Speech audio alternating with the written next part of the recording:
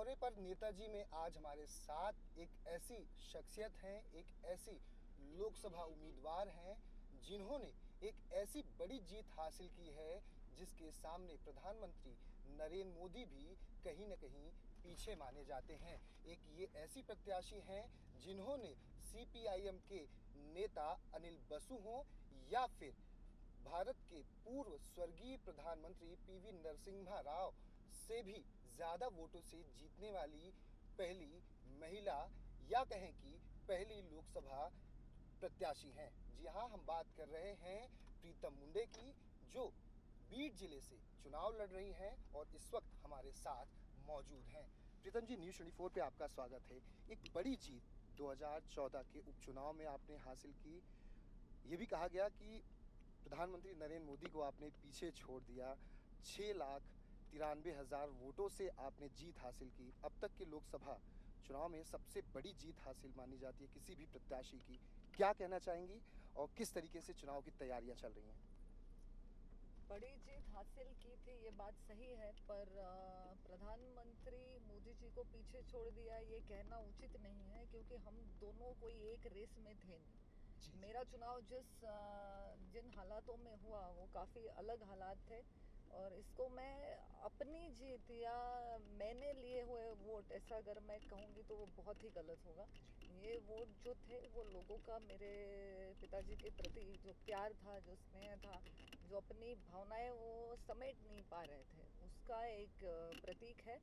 पर उसके साथ ही साथ सिर्फ सिंपैथी थी ये भी कहना सही नहीं है। सिंपैथी के साथ साथ विश्वास था कि अगर मुंडे जी की जगह और कोई ले सकता है तो वो उनकी फैमिली में से उनकी बेटी ही हो सकती है। ये विश्वास के साथ लोगों ने चुन के दिया था, और अभी तैयारी भी बहुत ज़ोरों शोरों से चल रही है।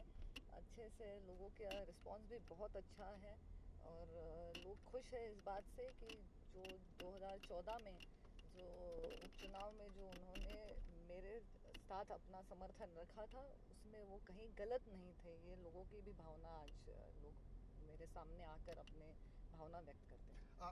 डॉक्टर से लेकर सियासत तक का ये जो सफ़र रहा है, क्या कभी आपने कल्पना भी की थी कि डॉक्टरी कहीं न कहीं पढ़ाई की, डॉक्टर से बनकर और उसके बाद सियासत में आना पड़ा? एक आकस्मिक पिताजी का निधन होना और उसके बाद सियासत की तरफ कहीं न कहीं रुख करना, क्या कभी सोचा था आपने कि ऐसा करना होगा या लोगों के बीच आप आने की जिज्ञासा रखती थी पहले से ही? जी नहीं, बिल्कुल भी नहीं। मैं हमेशा से अपने स्टडीज़ पे, अपने करियर पे मैंने अपना ध्यान हमेशा फोकस रखा, क्योंकि तीनों बेटियों में से एक बेटी डॉक्टर बने, ये मेरे पिताजी की ख्वाहिश थी। और तो मैंने सोचा कि मैं ये चीज़ ट्राई कर लेती हूँ। तो मैं खुद डॉक्टर बनना नहीं चाहती थी, मैं तो लॉ पढ़ना चाहती थी। पर क्योंकि पिताजी की इच्छा थी तीनों में से एक जन डॉक्टर बनने, और मेरी छोटी बहन मुझसे 7 साल छोटी है, तो जब तक कि वो कॉलेज में जा कर के एमबीबीएस की प्रिपरेशन करती, तब मैंने सोचा कि पता नहीं शायद उसका इंटरेस्ट कुछ और निकले। और मैं साइंस में इंटरेस्टेड थी, तो मैंने एंट्रेंस एग्ज़ाम दिए, फिर उसमें अच्छा स्कोर भी आया और मैं एमबीबीएस के लिए मेरा नंबर भी लग गया। मैंने वो कंटिन्यू किया और फिर अपनी पढ़ाई आगे करती गई। उसके बाद मैं एमडी मैंने किया डर्मेटोलॉजी में, और एमडी करने के बाद मैंने प्राइवेट में मैंने असिस्ट किया है, और फिर उसके बाद मैंने जेजे हॉस्पिटल ज्वाइन किया था असिस्टेंट प्रोफेसर की हैसियत से। तब मैं राजनीति में आने की कोई इच्छा नहीं रखती थी। मेरे हिसाब से तब राजनीति वो चीज़ थी जो मेरे पापा करते हैं। लोगों के पापा डॉक्टर, इंजीनियर, लॉयर होते हैं, मेरे पापा राजनेता हैं, ऐसे मेरी धारणा थी। और पापा के बाद फिर बड़ी बहन का राजनीति में आना भी घर में अच्छे से एक्सेप्ट हो गया था, पर मेरा कोई इरादा नहीं था कि मैं राजनीति ज्वाइन करूं। और जितनी सडन और एक्सीडेंटल पापा का जाना था, उतना ही सडन और एक्सीडेंटल मेरा राजनीति में आना था। ये लोगों की इच्छा थी, बीट का प्यार था, जो आपके पिता को मिला, जो दिया गया था, वही शायद वो चाहते थे कि उनकी बेटी उस चीज़ को कंटिन्यू करे? जी बिल्कुल, क्योंकि बीड ज़िले की जनता या फिर भारतीय जनता पार्टी के जो कार्यकर्ता हैं हमारे, जिन्होंने पूरी ज़िंदगी 40 साल मेरे पिताजी की राजनीति में जो उनके साथ खड़े रहे, इस 40 साल के सफ़र में सिर्फ 4.5 साल 1995 से लेकर 99 तक जब यूपी सरकार महाराष्ट्र में थी, तब का अगर आप समय छोड़ दें तो 35 साल उन्होंने विपक्ष में काटे हैं। और विपक्ष में काटने के बावजूद उनका अपने ज़िले पे नहीं, सिर्फ ज़िले पे ही नहीं तो पूरे महाराष्ट्र राज्य में उनका जो होल्ड था राजनीति में, उनके जो दोस्त थे पार्टी से परे, ये सब चीज़ों को ध्यान रखते लोगों का प्यार बहुत मिला उनको। बाकी कुछ सभी संप्रदाय का, सभी तबके के लोगों का, सभी जाति, सभी धर्मों के लोगों का प्यार उनको बहुत मिला। तो हम हमेशा यही कहते हैं कि हमारे पापा ने हमारे लिए और कुछ कमाया हो या ना हो, ये लोगों का प्यार बहुत बड़े पैमाने पे उन्होंने हमारे लिए रखा है, और जिसकी वजह से आज 4.5 साल हो गए हैं इस राजनीति में, और पापा के अलावा रहने की आदत नहीं है। आज भी एक भी दिन ऐसे नहीं जाता कि जब उनकी याद नहीं आती है, पर लोग बहुत संभाल लेते हैं। 2009 या 2014 की बात की जाए तो मुंडे जी ने एक बड़ी जीत हासिल की थी। 14 में आकस्मिक निधन के बाद आपने एक बड़ी जीत हासिल की। उस वक्त आपने कांग्रेस को मात दी थी। इस बार एनसीपी ने अपने उम्मीदवार को उतारा है मैदान में। क्या लगता है कि इस बार की टक्कर किन किन मुद्दों पर होगी, किन किन मुद्दों पर चुनाव लड़ा जाएगा, और ख़ास तौर पर युवा वोट बैंक है जो इस बार काफ़ी भारी संख्या में निकल कर सामने आ रहा है। 2014 के मुकाबले भी लोग इस बार ज़्यादा निकल कर आएंगे, तो क्या लग रहा है, क्या रुख रहेगा बीड़ के लोगों का? इस बार तो बीड़ ज़िले में भी लगभग 1.5 लाख के आसपास नए वोटर रजिस्टर हुए हैं, तो काफ़ी तादाद में युवाओं का मतदान इस चुनाव में रहेगा। तो इसको मैं चुनौती की तरह नहीं लेती, कहीं ना कहीं मुझे लगता है कि ये उल्टा मेरे लिए ज़्यादा बेनिफिशियल है, क्योंकि आज एक मेरी तरफ जब लोग देखते हैं तो मैं मुंडे जी की बेटी हूँ, ये बात तो मेरे साथ हमेशा रहेगी। उसके अलावा जिस प्रकार से लोगों से हमारा तालमेल है, महिला होने के कारण महिलाओं से भी काफ़ी हद तक स्नेह मिलता है। फिर युवा होने के कारण युवाओं में भी अच्छी एक्सेप्टेंस है। तो ये सब चीज़ों को ध्यान में रखते हुए मुझे लगता है कि जितने ज़्यादा नए वोटर हैं उतना ज़्यादा अच्छा है। और जहाँ तक चुनाव के मुद्दों का सवाल है, वहाँ तक विकास के मुद्दे पे चुनाव हम लड़ रहे हैं। अभी भी आप देख सकते हैं बाहर जिस रास्ते पे हम जा रहे हैं, ये रास्तों का काम शुरू है। ऐसे एक नहीं, अनेक जगहों पे पूरे ज़िले में रास्तों का बहुत अच्छे से काम हुआ है। जो विकास किया है उसको लेकर जब आप 2014 के उपचुनाव में सामने आई तो एनसीपी ने अपना कैंडिडेट नहीं खड़ा किया था। उन्होंने कहा कि मुंडे जी के प्रति जो भी एक अच्छा एक लगाव, एक रिश्ता रहा है शरद पवार जी का, उसकी बदौलत उन्होंने कहा कि हमारी पार्टी से नहीं खड़ा होगा। तो कांग्रेस के उम्मीदवार खड़े हुए, जिनको अपने मात दी, एक बड़ी संख्या आपने जीत हासिल की। इस बार बजरंग सुनावने एनसीपी से यहाँ से उम्मीदवार हैं, तो क्या लगता है किस तरीके से टक्कर होगी? क्योंकि एनसीपी सुप्रीमो शरद पवार ने भी कहा है कि इस बार एनडीए का जो घटक दल है वो बड़ी संख्या में सीट चुनकर नहीं ला सकेगा, जीत नहीं हो सकेगी। हो सकता है किसी न किसी की सरकार ज़रूर बने, लेकिन अभी भी ये नहीं कहा जा सकता कि मोदी वेव है। तो आप क्या कहना चाहेंगे? कोई वेव पे निर्भर होकर के चुनाव जीते जाए ये ज़रूरी नहीं है। यही धारणा लोगों की बदलने के लिए पिछले 5 साल से मोदी जी के नेतृत्व में पूरी एनडीए की सरकार इसी धारणा को बदलने के लिए काम कर रही है। वेव जो होती है वो बहुत छोटे समय के लिए रहती है, पर अगर आप अच्छे काम करेंगे, आप अगर सच में विकास के काम करेंगे, तो वो शाश्वत विकास जो होता है, जिसको हम सस्टेनेबल डेवलपमेंट कहते हैं, ये चीज़ें जो है वो हमेशा लोगों के साथ रहती हैं। इसका अगर मैं अपने ज़िले का उदाहरण आपको बताऊं तो जब मेरे पिताजी उप मुख्यमंत्री थे, तब उनके समय पे जो रास्ते का काम हुआ था, उसके बाद इस ज़िले में कभी कोई काम नहीं हुआ है। कि 15 साल लगातार एनसीपी और कांग्रेस की गवर्नमेंट स्टेट में रही है, और उनके गवर्नमेंट में बीड़ ज़िले के लिए कोई भी डेवलपमेंट का काम आया खासतौर नहीं पर है। रेलवे को लेकर काफ़ी मांग उठती थी पहले कि बीड़ जिले को ट्रेन चाहिए, वो उसका काम अब शुरू हो चुका है। बिल्कुल काम शुरू हो चुका है। ट्रायल रन भी रेलवे का शुरू, एक टेस्ट भी करवा चुके हैं।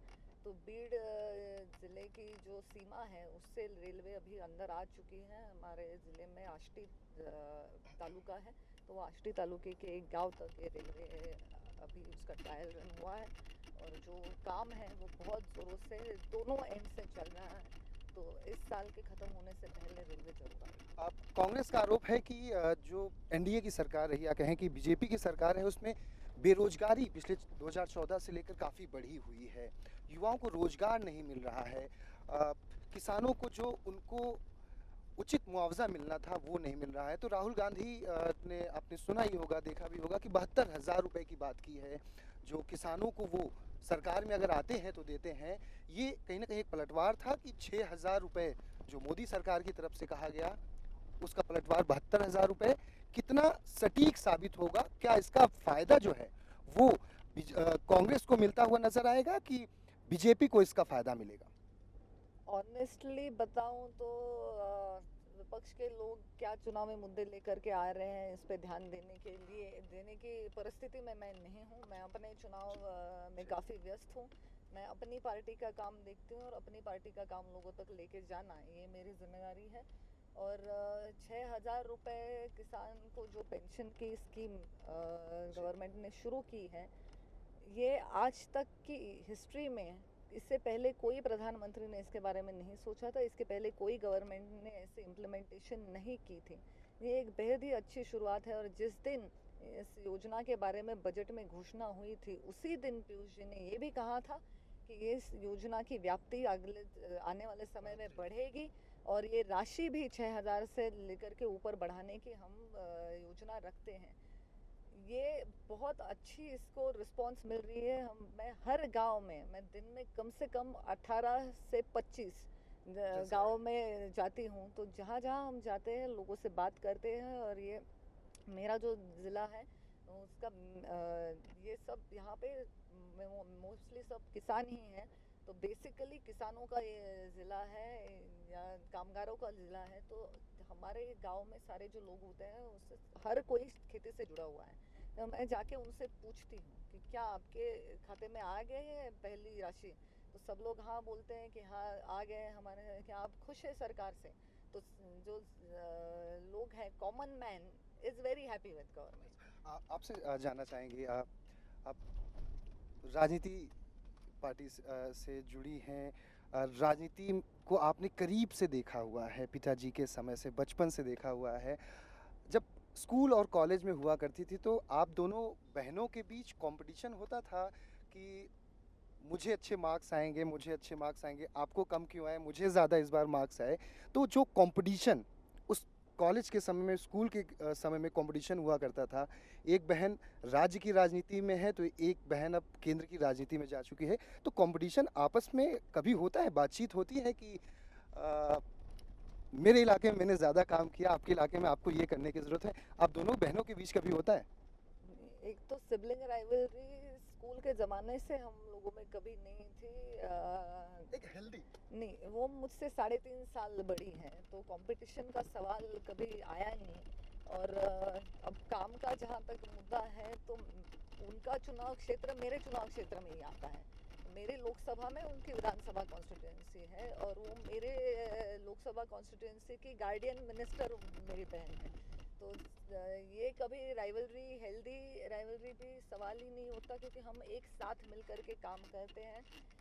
जहाँ केंद्र सरकार की योजनाएं हों या राज्य सरकार की योजनाएं हों, और क्योंकि हमारा डिस्ट्रिक्ट ये मेनली रूरल डिस्ट्रिक्ट है तो ग्रामीण विकास को लेकर के जो काम मेरी बहन ने ये ज़िले में खड़े किए हैं उनको देखते हुए मुझे लगता नहीं कि अगले 20-25 सालों तक हमको कोई चिंता का विषय होगा। क्योंकि जो काम कभी यहाँ नहीं हुए थे वो काम गांव में आप अगर जाएंगे तो गांव के जो समस्याएं हैं वो हर समस्या को कहीं ना कहीं हल करने की कोशिश सिर्फ 4.5 साल की सरकार में हम कर पाए हैं। मैं ये नहीं कहती कि 100% काम हुआ है, पर काफ़ी हद तक हुआ है। कम से कम 80% हम लोगों की समस्याएं सुलझाने में ज़रूर कामयाब रहे हैं। अपने पिताजी से कभी ऐसे अपने पिताजी के बारे में याद करती हैं तो जब वो मैदान में होते थे, राजनीति के चुनाव प्रचार में होते थे, या फिर जब घर पर तमाम पार्टी नेताओं से मुलाकात होती थी, कुछ ऐसी चीज़ें याद हैं जो आज भी जब आप फील्ड पर उतरती हैं मैदान में लोगों के बीच, तो वो जो एक कला होती थी उनकी, लोगों को कन्विंस करने की, लोगों का दिल जीतने की, या फिर कुछ ऐसी बातें जो आप शेयर करना चाहें कि वो आज भी अपने साथ लेकर आप घर से निकलती हैं और घर लेकर जाती हैं? मेरी बदकिस्मती ये है कि मैंने अपने पिताजी की राजनीति में उनके साथ काम नहीं किया, तो मैंने उनको राजनेता के तौर से बहुत करीब से मैं देख नहीं पाई। जैसे मेरी दीदी ने उनके साथ काम किया है एक पूरी टर्म, जब वो एमएलए थी और पिताजी एमपी थे, तो पूरे 5 साल तक उन दोनों ने एक साथ काम किया है। उसके पहले भी दीदी एक्टिवली पॉलिटिक्स में थी।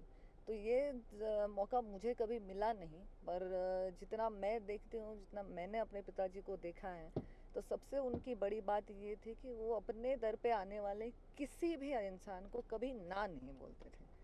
कोई भी आए, कुछ भी काम हो, वो काम करने की कोशिश ज़रूर करते थे एक हमेशा। आखिरी सवाल, हम पहुंच चुके हैं एक दूसरी जनसभा में। आखिरी सवाल आपसे ये पूछना चाहूँगा कि 2014 के उपचुनाव में 6,93,000 वोटों से जीती, 96,000। 96,000। इस बार क्या वो आंकड़ा बढ़ने वाला है और एक और नया रिकॉर्ड प्रीतम मुंडे के नाम पर दर्ज होगा भारत के लोकसभा चुनाव के इतिहास में? आंकड़ा तो मैं बता नहीं पाऊंगी, स्कूल के टाइम से मेरा मैथ्स थोड़ा वीक ही था, पर हाँ, लोगों का रिस्पांस देखते हुए बीड़ ज़िला इस बार भी कोई ना कोई नया रिकॉर्ड ज़रूर बनाएगा। ये सिर्फ उम्मीद ही नहीं तो विश्वास है, क्योंकि ये विश्वास लोगों की आंखों में दिखाई पड़ता है। और बीड़ ज़िले के लोग अपनी बेटी को फिर एक बार दिल्ली के संसद में भेज कर ही रहेंगे, ये उनके तरफ देख के ये विश्वास मिलता है। ये थी प्रीतम मुंडे जो बता रही हैं कि बीड जिला एक बार फिर से एक नया रिकॉर्ड बनाएगा, क्योंकि 2014 के उपचुनाव में एक ऐसा रिकॉर्ड बना था जिस लोकसभा चुनाव में 6,96,000 वोटों से प्रीतम मुंडे को जीत हासिल हुई, और ये लोकसभा चुनाव में सबसे बड़ी जीत अब तक मानी जाती है। कैमरामैन अखिलेश सिंह के साथ दीपक दुबे, न्यूज़ 24 बीड। शाम को 4:30 बज चुके हैं और प्रीतम मुंडे अपने हेक्टिक शेड्यूल से समय निकाल कर पहुंची हैं घर में, जहां पर अब ये चुनाव प्रचार के बाद खाना खा रही हैं, क्योंकि खाना खाना भी ज़रूरी है, क्योंकि दिन भर ये प्रचार करती हैं और अगर पेट में अनाज नहीं रहेगा तो फिर इनका चुनावी मैदान में जाकर लड़ना काफ़ी मुश्किल हो जाएगा। क्या हम सही कह रहे हैं? जी बिल्कुल बिल्कुल। अभी आज तक जिनकी सरकार थी उन्होंने तो बहुत कुछ खाया है, हम नॉर्मल खाना तो खा ही सकते हैं। तो बिल्कुल खाना खाने की ज़रूरत है एनर्जी के लिए, और दिन भर में कभी भी मिल जाए खाना तो वो भी बहुत है। इतना हेक्टिक शेड्यूल रहता है, तो जहाँ जिस कार्यकर्ता के घर पे भोजन की व्यवस्था हो वहाँ कर लेते हैं। खाना हमारे सामने है, और जब खाना सामने होता है तो आम आदमी के जहन में एक सवाल आता है हमेशा, रोजी रोटी और मकान या रोजगार की बात सामने आती है। तो प्रीतम मुंडे खाने के थाली पर हैं बैठी हुई, ग्रामीण के बीच में खाना खा रही हैं। कई समस्याएं भी होती हैं ग्रामीणों की, खासतौर पर जहां पर जिस लोकसभा सीट से आप चुनाव लड़ रही हैं, जहां पर 80% आबादी जो वोटर हैं वो ग्रामीण से आते हैं। तो क्या क्या चीज़ें सोची हैं प्रीतम मुंडे ने कि आने वाले भविष्य में इन 5 सालों में जीत कर फिर से आती हैं तो ग्रामीणों का ख्याल रखा जाएगा, रोजी रोटी मकान को लेकर जिस तरीके से ग्रामीण वोटर अपने प्रत्याशी को जिताता है जिस उम्मीद से, वो उम्मीद एक बार फिर से पूरी होगी।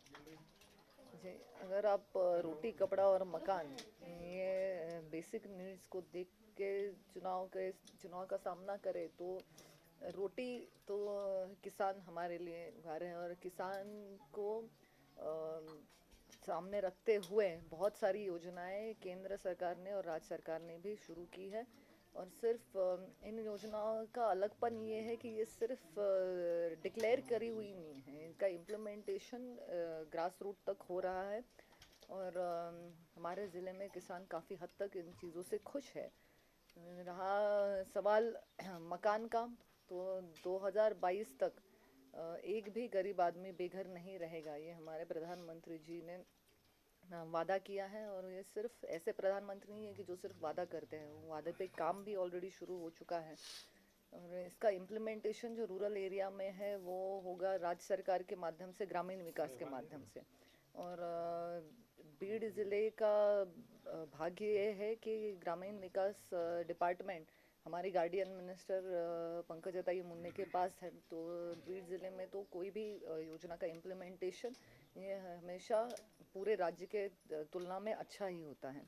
और रही बात रोज़गार की, तो जैसे मैंने कहा कि हम लोगों ने ये बेस बनाया है अब, जो जहाँ हमने बहुत सारे रास्तों पे काम किया है, रेलवे पे बहुत बड़ा काम किया है। तो जब रास्ते रेलवे बन गए हैं, तब अब अगली स्टेप ये होगी कि जो है ज़िले में नए कुछ हम अ, उद्योग ले करके आ पाए। यही सवाल मेरा था आपसे।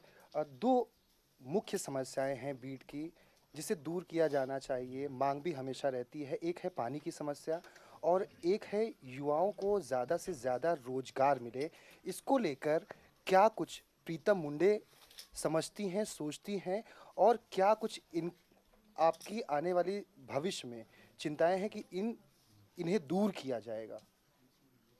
मेरी सोच के मुताबिक आज जितना विपक्ष इसका हल्ला मचा रहा है कि बेरोजगारी बढ़ गई है, इसको अगर इस हिसाब से देखेंगे, रोजगार का मतलब सिर्फ सरकारी नौकरी नहीं होता है। रोजगार मतलब, अगर मैं एक सर्वसामान्य माननी हूँ, तो मुझे अपने जीने के लिए, मुझे अपना रोज का खाना खाने के लिए, मेरे घर पे छत हो, इसके लिए मैं अपनी कमाई कहाँ से करती हूँ, इसको रोजगार कहते हैं। तो मुद्रा लोन, ये जो योजना केंद्र सरकार ने लाई थी, उसके चलते काफ़ी लोगों को मुद्रा लोन के माध्यम से अपने पैर पे खड़े होने का एक चांस मिला है। उसके अलावा और राज्य सरकार के भी काफ़ी सारे आर्थिक विकास महामंडल होते हैं, तो जिनके तहत जो लोग अपना कुछ व्यवसाय करना चाहते हैं, उनको सरकार मदद करती है। या तो वो लोन की गारंटी सरकार लेती है, या उनको 0% इंटरेस्ट रेट पे लोन मिलता है। ये सारी चीज़ें हैं जो एक इंसान को अपने पैरों पे खड़ा होने का साहस दिलाती है। तो सिर्फ सरकारी नौकरियां ये एक चीज़ नहीं होती। और महाराष्ट्र राज्य सरकार भी अभी मेगा भर्ती उनकी शुरू करने वाली है, तो बेरोजगारी की समस्या आने वाले दिनों में काफ़ी हद तक घट जाएगी। अ, पानी की एक प्रमुख समस्या है बीड को लेकर, और हमेशा इसको लेकर मांग उठती रहती है कि सरकार के द्वारा कुछ प्रबंध ऐसा किया जाए जो प्राकृतिक आपदा अक्सर आती रहती है, खासतौर पर गर्मियों के समय में, उससे कहीं ना कहीं एक निवारण मिल सके। लोगों को जो दूरी तक जाना पड़ता है पानी के लिए, उससे कहीं ना कहीं थोड़ी समस्याओं का हल निकाला जा सके। तो इस लोकसभा चुनाव में जीत कर आती हैं, तो पानी की समस्याओं पर किस तरीके से ध्यान दिया जाएगा? जो लोग दूर दूर तक जाते हैं, बच्चे जाते हैं, स्कूल को छोड़ देते हैं, माँ बाप के साथ पानी भरने जाते हैं, उनको लेकर क्या सोचती हैं? 4 साढ़े 4 साल में जब से राज्य में भारतीय जनता पार्टी और शिवसेना युति की सरकार बनी है, तब हमारी गार्डियन मिनिस्टर पंकजा दाई के पास पहले जल संधारण डिपार्टमेंट में था, तो उसके माध्यम से जलयुक्त शिवार, ये जो स्कीम इम्प्लीमेंट की गई थी, मुझे लगता है ये सरकार की अगर सबसे ज़्यादा चर्चित और सबसे ज़्यादा यशस्वी कोई स्कीम रही होगी, तो वो जलयुक्त शिवार रही है। उसके माध्यम से हमारे ज़िले में भी काम बहुत हुआ है, पर उसके बाद एक भी अच्छी बारिश नहीं होने के कारण उस काम का जो स्वरूप है, उसकी जो विशालता है, वो लोग जान नहीं पा रहे हैं। तो ये काम एक स्टेप हम कर चुके हैं। अब अगली स्टेप जो उसमें होगी, तो जो हमारे भारत के पूर्व प्रधानमंत्री स्वर्गीय अटल जी ने जो कल्पना लाई थी, नदी जोड़ अभियान, तो उसके चलते ही मराठवाड़ा में हम लोग कुछ अच्छी पानी की योजनाएं, शाश्वत पानी की योजनाएं ला पाएंगे। कृष्णा से मराठवाड़ा के लिए अपने हक का पानी लाने की योजना पे हम हमारे कार्यकाल में काम करेंगे। आपके पिताजी का लगाव, जुड़ाव मातोश्री से काफ़ी रहा है। जब भी बीजेपी और शिवसेना के बीच में अनबन हुआ करती थी, तो या तो प्रमोद महाजन जी जाते थे या फिर गोपीनाथ मुंडे जी जाते थे, और फिर जो दोस्ती थी या मनमुटाव हुआ करता था, वो फिर से दोस्ती में बदल जाता था। ये हर किसी को पता है। ऐसे में शिवसेना की तरफ से हम आपकी चुनावी प्रचार में साथ घूम रहे हैं, सुबह से हम देख रहे हैं कि जो भी पदाधिकारी हैं शिवसेना के, या जो भी कार्यकर्ता हैं, जो भी बड़े लोग हैं, सभी आपकी चुनावी सभा में एक साथ सम्मिलित हो रहे हैं, वोट मांग रहे हैं। उद्धव जी से क्या आपकी बात हुई? किस तरीके से उनका आशीर्वाद आपको मिला? जिस दिन मेरा नॉमिनेशन जिस दिन मेरा नाम डिक्लेयर हो गया था हमारे एनडीए की पहली लिस्ट जब डिक्लेयर करी गई तो भारतीय जनता पार्टी से मेरा नाम डिक्लेयर होने के बाद मैंने फ़ोन पे उनसे बात की थी, क्योंकि मैं मिलने जा नहीं पाई, मैं ऑलरेडी यहाँ आके अपने प्रचार में जुड़ गई थी। तो उन्होंने मुझे आशीर्वाद दिए और कहा कि मेरी बहन हो तो ज़िले में पूरी शिवसेना पूरी ताकत के साथ तुम्हारा काम करेगी और तुम्हारे पीछे खड़ी रहेगी, जैसे पिछले चुनाव में भी खड़ी रही थी। आपने कहा कि विपक्ष कई बार कई सारे बड़े आरोप लगाता है, खासतौर पर बीजेपी पर या किसी उम्मीदवार पर। आपके परिवार की बात की जाए तो हमेशा से ही आप दोनों बहनों को काफ़ी कुछ झेलना पड़ा है। कई बार आरोप लगे ईवीएम मशीन को लेकर, जिस तरीके से हैक की बात सामने आई, सोजा सैयद ने जो जो जानकारी सामने रखी देश के कि एटीएम हैक जब हुआ तो उसकी जानकारी गोपीनाथ मुंडे जी को दी थी, उसको लेकर हत्या को अंजाम दिया गया। इससे कितना आहत हुई आपकी बहन पंकजा मुंडे को लेकर भी कई सारे आरोप लगाए गए, आपने अपनी सभाओं में भी इस बात का जिक्र किया। तो जो किस तरीके से आहत होती हैं, जो पर्सनल अटैक किया जाता है किसी परिवार पर, क्योंकि राजनीति की तरह अटैक करना एक अलग बात होती है और परिवार पर अटैक करना कहीं ना कहीं आहत करता है आपको। आहत का सवाल नहीं, अब तो इन चीज़ों की आदत हो गई है, क्योंकि ये अपनी लेवल से चुनाव का प्रचार करेंगे, ये हम एक्सेप्ट कर चुके हैं। ताज्जुब ज़रूर होता है कि लोग इतना निचले लेवल का प्रचार कैसे कर सकते हैं, इसका ताज्जुब ज़रूर होता है, पर बुरा लगने की बात नहीं है। अगर तकलीफ़ तब होती है जब अपने लोग अपने साथ बुरा कर रहे हैं। अगर विपक्ष के लोग आपके खिलाफ बात कर रहे हैं तो ये उनकी ड्यूटी है। उन्होंने कितने अच्छे काम किए हैं, पर ये आके तो ये बोलने वाले हैं ही नहीं कि हाँ हाँ आपने बहुत अच्छा काम किया है। विपक्ष कभी ये कहता ही नहीं है। तो ये part and parcel of the game है, ऐसे लेकर के इसको चलना चाहिए। 2 सवाल और हैं अब मेरे आपसे। 5 साल तक बीजेपी सरकार रही, एनडीए की सरकार रही, कई सारे विकास के काम भी हुए और कई वादे अभी पूरे होने बाकी हैं। ऐसे में जब चुनाव आता है तो अक्सर देखा जाता है कि विकास का मुद्दा, काम को लेकर चुनावी मैदान में नहीं जाया जाता। जो पार्टीज़ हैं वो कहीं ना कहीं धर्म, जाति, संप्रदाय या फिर राष्ट्रवाद, इन मुद्दों पर या फिर कुछ जो घोटाले हुए उन मुद्दों को उजागर करने की कोशिश करती हैं, उन पर कटाक्ष करने की कोशिश करती हैं। तो क्या एज ए उम्मीदवार आपको लगता है कि विकास की बात होनी चाहिए, काम की बात होनी चाहिए, धर्म, जाति, संप्रदाय जो लड़ाने की बात होती है उससे दूर रहना चाहिए, इस पर राजनीति नहीं होनी चाहिए? बिल्कुल ऐसे लगता है, और जब भी मैं लोगों से बात करती हूँ तो मेरे बात करने में यही मुद्दा होता है कि सिर्फ कोई इंसान अगर किसी जाति में पैदा होता है इसलिए लोग उनके पीछे खड़े रहे, ये कहीं ना कहीं बंद होना चाहिए। उम्मीदवार को उसकी मेरिट देख कर के लोग वोट करें।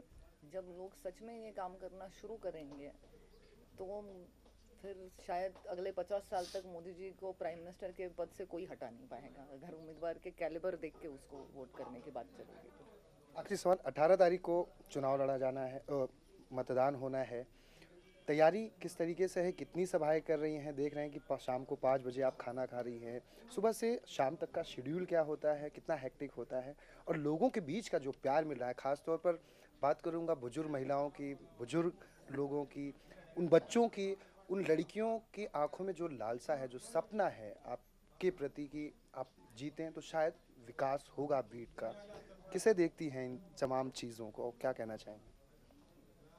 इन सब चीज़ों में अगर आप मुझे पूछे तो मुझे मेरे पिताजी दिखाई देते हैं, क्योंकि जब हम इन लोगों से मिलने जाते हैं ये प्रीतम मुंडे की तरफ नहीं देखते, ये प्रीतम मुंडे में गोपीनाथ मुंडे को ढूंढने की कोशिश करते हैं। तो काफ़ी भावनिक हमारा रिश्ता है, जिससे भी विपक्ष के लोगों को तकलीफ़ है। शायद ऐसा रिश्ता वो जनता से बना नहीं पाए हैं, ये उनकी तकलीफ़ हो सकती है, पर ये मेरे पिताजी के 40 साल के मेहनत का नतीजा है। जो काम उन्होंने अपनी ज़िंदगी में किया उसके चलते आज उनके गुजर जाने के 4 साल बाद भी लोग उनका काम, उनके साथ बिताए हुए पल भुला नहीं पाते हैं। तो ये बहुत बड़ी अचीवमेंट है। लोग इतनी बड़ी तादाद में मेरे साथ अपना आशीर्वाद खड़ा कर रहे हैं तो मुझे उनकी आंखों में अपनी जीत नज़र आती है। तो जाहिर सी बात है इस बार भी एक नया रिकॉर्ड बनाने की तरफ बढ़ रही हैं।